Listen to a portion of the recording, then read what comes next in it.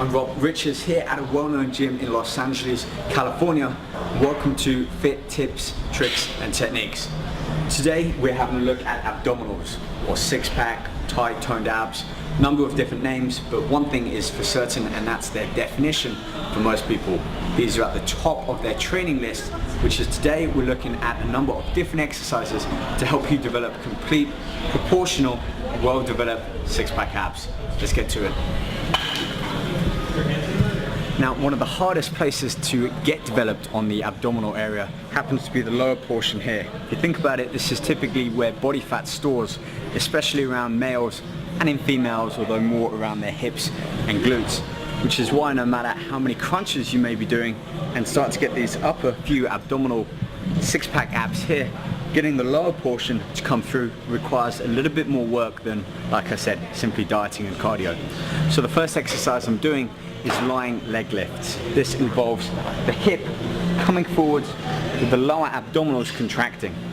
You see, basically these abs and these are the same, crossed with these horizontal bands of muscle, which kind of give us that six-pack look. So the first thing we're going to focus on is working the lower section here to actually condition and develop these muscles, allowing us to then focus on the obliques and upper.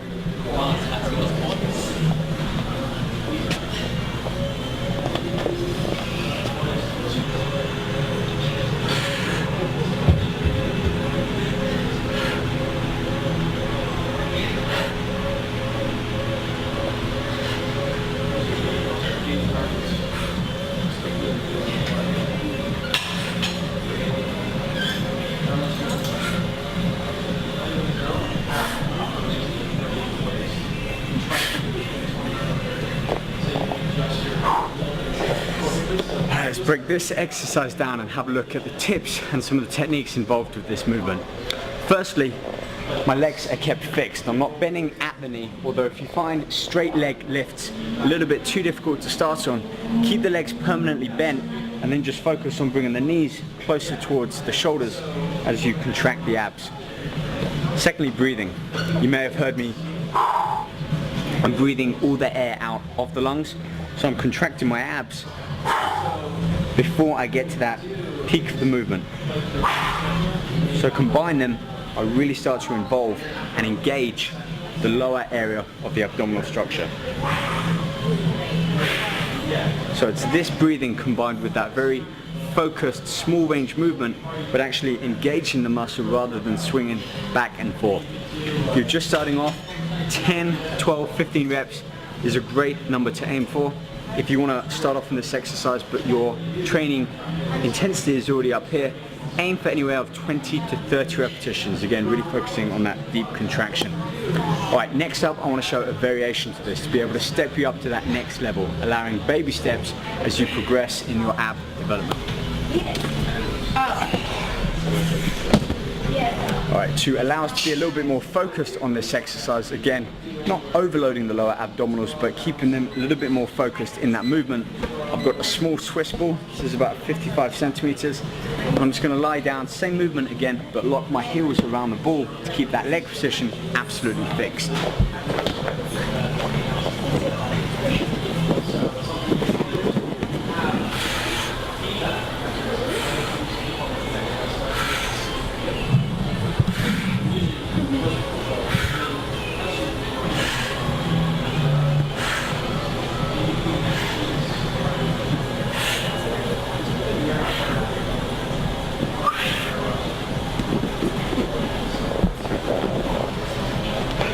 So that one variation there, adding in some apparatus to really lock in that leg position, allows me to increase the intensity on the lower abdominals.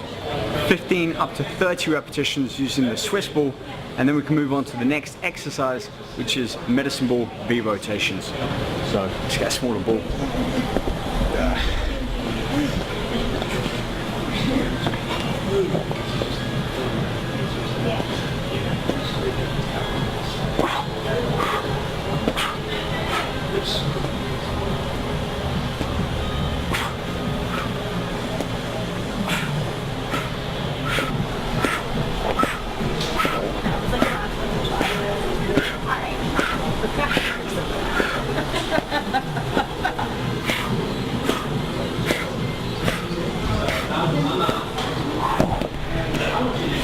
already that's starting to take my breath away.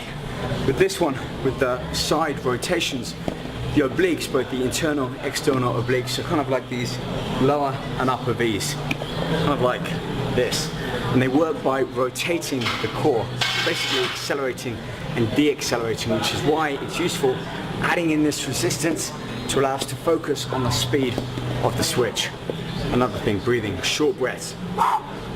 I'm exhaling each time I rotate round, taking a short breath in as I return back to the start. And thirdly, positioning. I start by leaning back, engage my abs so that they have some resistance on them, and then keep my arms fixed and that ball at a set distance, rotate. Now I found if you do want to take the ball up, basically take the weight up, you can also use dumbbells to help lock your feet in and therefore add a little bit more resistance back into the movement.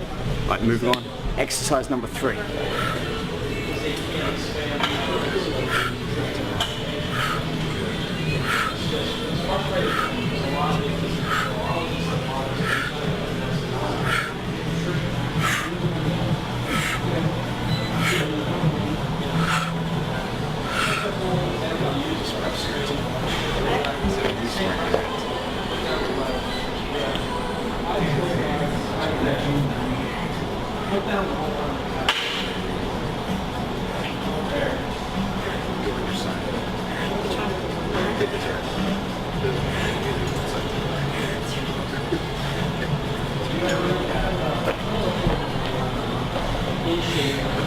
Right, so let me explain.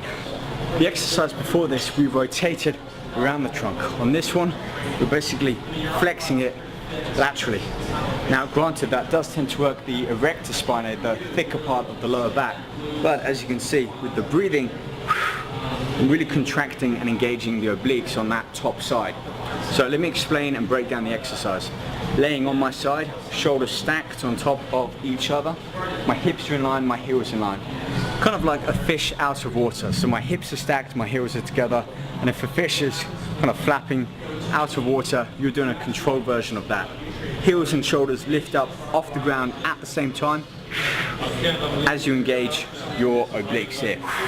So you're not leaning back and forth. 15, always up to 30 reps if you can manage that, and then switch sides, or you can do 15 on each side and switching in between. Now there's one easy way to be able to advance this exercise up and add some resistance, but for that I need a small dumbbell.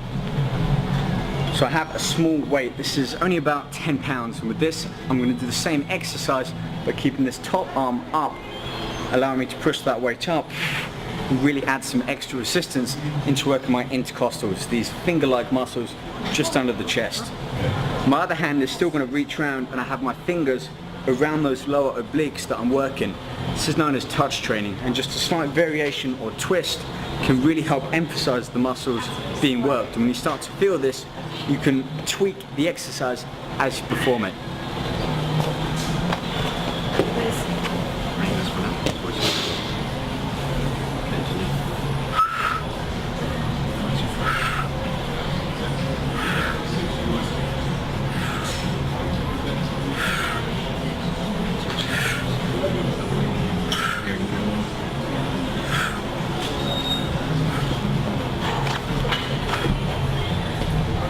I may have included these exercises in what you can consider as the beginner abdominal circuit, but by adding in enough resistance, you're changing one of those factors enough to really make this quite an advanced exercise.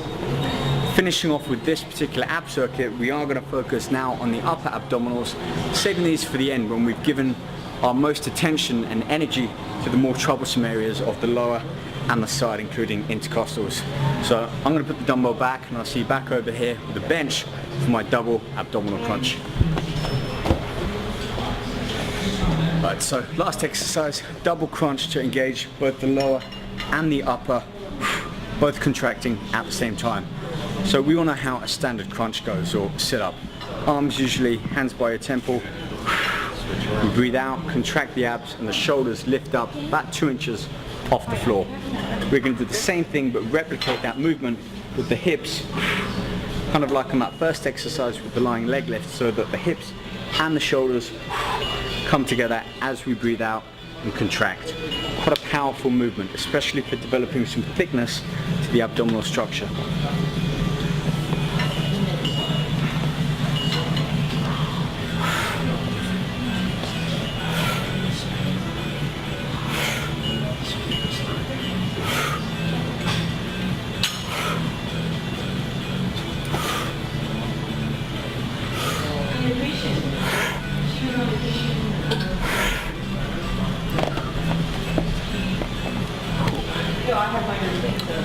Okay, just a few points about this double crunch foot positioning.